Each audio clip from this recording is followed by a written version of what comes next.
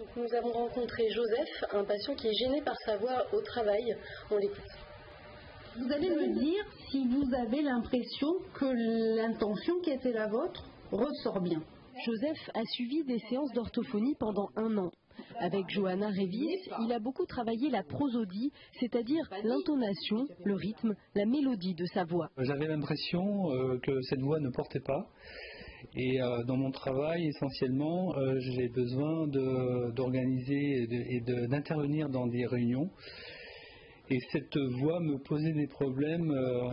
J'avais l'impression que par cette voix minorée, le message ne passait pas. Mal dans sa voix, Joseph n'était pas à l'aise dans le bruit et devait forcer sur les cordes vocales.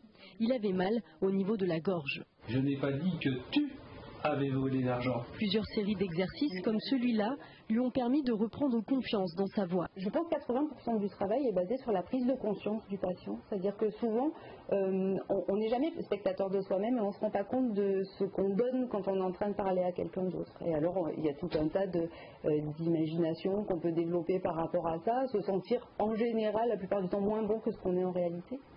Et puis du coup, on projette sur les autres leur manière de recevoir le message et on pense qu'ils le reçoivent mal. Se voir filmer, par exemple, permet de prendre conscience de ses réels défauts. Dans certains cas, les patients sont aussi suivis psychologiquement pour aborder les raisons qui provoquent ces problèmes de communication.